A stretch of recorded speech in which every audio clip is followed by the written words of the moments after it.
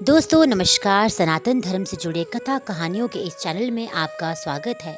आज आपके लिए लेके आई हूँ एक बहुत ही प्रेरणादायक कहानी है हाथी और 6 अंधे व्यक्तियों की। कहानी को पूरा विस्तार से आपको सुनाऊंगी, लेकिन उससे पहले आप सब सुनने वाले श्रोताओं से रिक्वेस्ट करना चाहूँगी कि अगर आप पहली बार चैनल में जुड़े हैं, वीडियो को पहली बार सुन रहे हैं, तो चैनल को सब्सक्राइब करना बिल्कुल ना भूलिएगा। वीडियो को अंत तक सुनिएगा, अच्छी लगे तो शेयर और कमेंट करना भी ना भूलिएगा।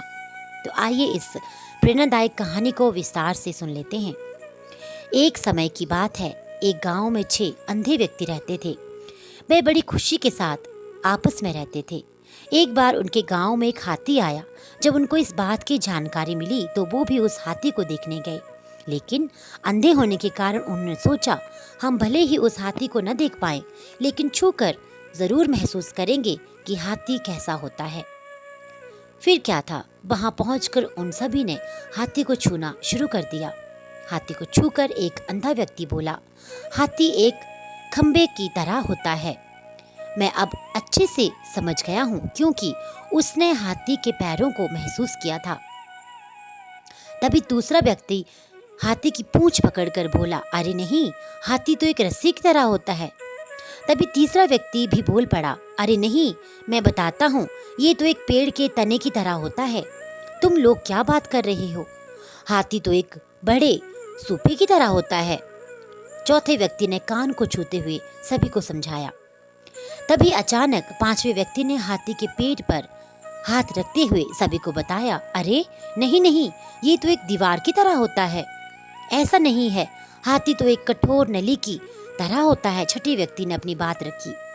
सभी के अलग अलग मत होने के कारण उन सभी में बहस होने लगी और खुद को सही साबित करने लग गए। उनकी बहस तेज होती गई और ऐसा लगने लगा मानो वो अब झगड़ ही पड़ेंगे। तभी वहां एक बुद्धिमान व्यक्ति गुजरे और उन्होंने देखा। उनकी बहस को देखकर वह वहां रुका और उनसे पूछा, क्या बात है, तुम सब आपस में झगड़ा क्यों कर रहे हो? उन्होंने बहस का कारण बताते हुए उस बुद्धिमान व्यक्ति को बताया कि हम ये तय नहीं कर पा रहे हैं कि आखिर हाथी दिखता कैसा है। उन्होंने ये उत्तर दिया था। फिर एक एक करके उन्होंने अपनी बात उस व्यक्ति को समझाई। बुद्धिमान व्यक्ति ने सभी की बात शांति से सुनी और बोला, तुम सब अपनी अपनी जगह सही हो। तुम्हारे वर्णन में अंतर इसलिए है क्योंकि तुम सब ने हाथी के अलग अलग पार्ट को छुआ है और महसूस किया है, लेकिन यदि देखा जाए तो तुम लोग अपनी अपनी जगह ठीक हो, क्योंकि जो कुछ भी तुम सब ने बताया वो सभी बातें हाथी के वर्णन के लिए ठीक बैठती हैं। अब तक सभी को सारी बातें समझ आ गई थी। उसके बाद उस बुद्धिमान व्यक्ति ने उन्हें समझाया, यदि आप सब ने जो महसूस किया है, उसके अलावा भी यदि आगे कुछ देखते हो तो आपको हाथी असल में कैसा होता है ये समझ में आ जाएगा। दोस्तों, इस कहानी से हमें ये शिक्षा मिलती है कि सच्चाई जाने बिना अपनी बात को लेकर अड़ जाना कि हम ही सही हैं बाकी गलत है, ये बिल्कुल सही नहीं होता। कई बार ऐसा होता है कि हम केवल सिक्के का एक ही पहलू देख रहे होते हैं। हमें ज़रूरत होती है सिक्के के दोनों पहलुओं को देखने और समझने की। इसलिए हमें अपनी बात तो रखनी चाहिए, पर दूसरों की बात भी सब्र से सुननी चाहिए और कभी भी बेकार में बहसबाजी नहीं करनी चाहिए और ना ही बहसबाजी में पड़ना चाहिए। हमारे वेद पुराण भी यही कहते हैं कि एक सत्य को कई तरीके से बताया जा सकता है।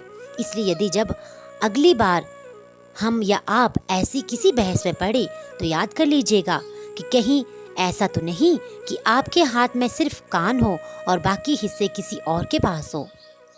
तो दोस्तों, ये थी कहानी। उम्मीद करती हूँ आपको ये प्रेरणादायक कहानी अच्छी लगी है।